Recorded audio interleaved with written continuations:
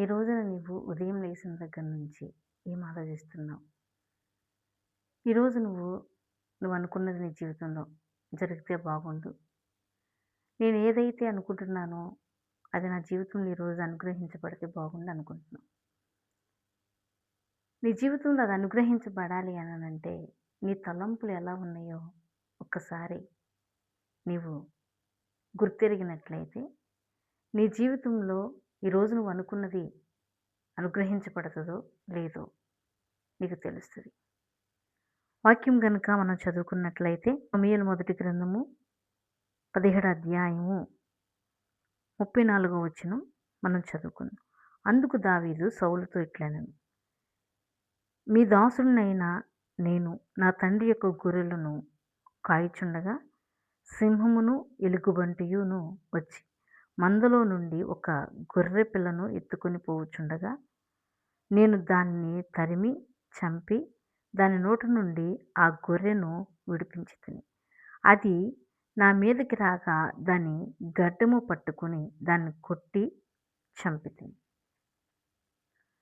దావీదు గొర్రెలు కాస్తూ ఉండగా సింహము, ఎలుగుబంటు రెండు వచ్చి గొర్రె పిల్లను తీసుకుని వెళ్ళినప్పుడంట గొర్రెపిల్లకి ఏమీ కాకోకుండా సింహము నోటిలో నుండి గొర్రెపిల్లని విడిపించాడు దావీదు. అలాగే దావీదును సింహము వెంటాడినప్పుడు చంపాలి. సింహం గడ్డమునంట సింహం దాని గడ్డమును నా మీదకి రాగా దాని గడ్డమును పట్టుకుని దానిని కొట్టి చంపితిని అన్నది. దావీదు మీదకి గొర్రెల మీదకి సింహము, ఎలుగుబంటి వచ్చినప్పుడు గొర్రెలకు కానీ దావీదుకు కానీ ఏ హాని జరగకోకుండా వారు ఎలా రక్షించబడి ఉన్నారని నువ్వు అనుకుంటున్నావు ఈ రోజున? ఎందుకు అనంటే దావీదు యొక్క తలంపులు దేవునికి ఇష్టంగా ఉన్నాయి. దావీదు దేవుని యొక్క తలంపులు కలిగి ఉండటం వలన దావీదు మీద దేవుని యొక్క కనుదృష్టి ఉంది, మీద దేవుని యొక్క కృప ఉన్నది. కాబట్టి సింహం వచ్చినా ఎలుగుబంటు వచ్చినా దావీదుని గొర్రెలను ఏమి చేయగా. ఈ రోజున నీ ఉద్యోగ విషయంలో కావచ్చు, వ్యాపార విషయంలో కావచ్చు, నీ కుటుంబ విషయంలో కావచ్చు, ఏ విషయంలోనైనా సరే నీ తలంపులు నువ్వు అనుకుంటున్నది నెరవేర్చబడాలి అనంటే నీ యొక్క తలంపులు పరిశుద్ధంగా ఉన్నాయా, దేవుని చిత్తాన్ని నెరవేర్చే విధంగా ఉన్నాయా అన్న విషయాన్ని నువ్వు గ్రహించాలి. గ్రంథంలో ఇంకొక మాట చూసుకున్నట్లయితే సమూయేలు మొదటి గ్రంథము 16వ అధ్యాయము 7వ వచనం.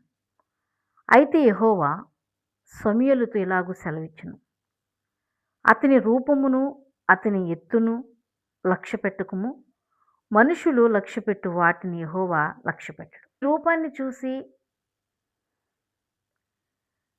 నీ యొక్క ఎత్తును చూసి ప్రభువు నిన్ను దీవించటానికి రాలా. నువ్వే పరిస్థితిలో ఉన్నా నీ యొక్క స్థితి ఎట్లాంటిదైనప్పటికీ కూడా నీ తలంపులు పరిశుద్ధంగా ఉన్నట్లయితే, నీ తలంపులు దేవుని చిత్తాన్ని నెరవేర్చేయగున్నట్లయితే దేవాది దేవుడు ఈ రోజున నీ జీవితంలో గొప్ప అద్భుతాన్ని చేస్తాడు.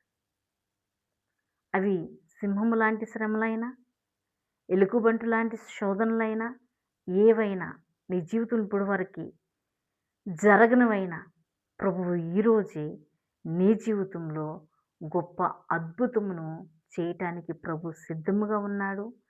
నీ తలంపులు ప్రభు చిత్తాన్ని నెరవేర్చేగా ఉన్నట్లయితే ప్రభు యొక్క ఆశీర్వాదాన్ని ప్రభు ఈరోజు నీకు అనుగ్రహిస్తాడు. ఆమేన్.